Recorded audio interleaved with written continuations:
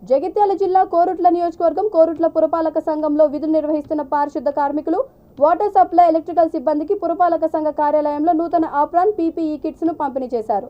ఈ కార్యక్రమంలో municipal chairperson Annam Lavanya Anil, vice chairperson Gaddameeda Pavan, ward కౌన్సిలర్లు మరియు శానిటరీ ఇన్స్పెక్టర్ గజానంద్, మున్సిపల్ సిబ్బంది పాల్గొన్నారు.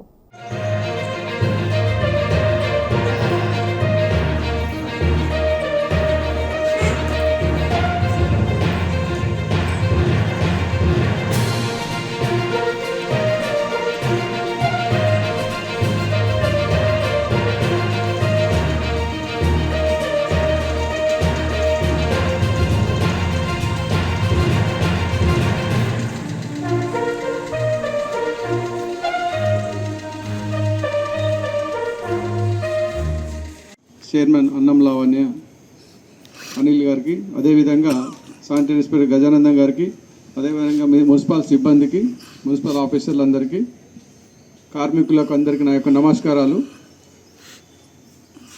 దీనివల్ల ఉపయోగం ఏంటిదంటే రెండు విధాలు ఉన్నాయి. మీకు ఏ రోజైతే ఎవ్రీ మార్నింగ్ 5 గంటలకు లేచి రోడ్ల మీద పనిచేస్తున్నప్పుడు వెహికల్స్ చీకట్లో కనబడకుండా ఉండడానికి ఈ ఆప్కాన్ పనిచేస్తుంది.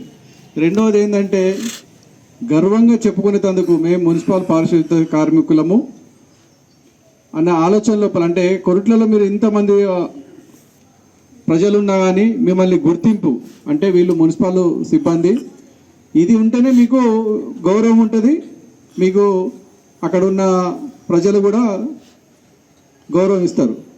నేను సివిల్ డ్రెస్లో పోయి నేను మున్సిపల్ సిబ్బంది అంటే నమ్మేటోళ్ళు ఎవరైనా ఉంటారా? ఎవరు ఉండరు. కాబట్టి కంపల్సరీ దీన్ని సిగ్గుపడకుండా వేసుకోండి. ఎందుకంటే కొంతమంది సిగ్గుపడతారు, అయ్యో వేసుకుంటే ఏమవుతుంది.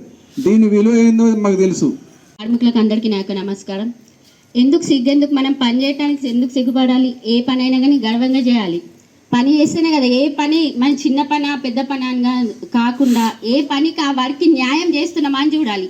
మీరు ఇంత మంచి చేస్తున్నారు కాబట్టి మాకు ఇన్ని అవార్డ్స్ వచ్చినాయి.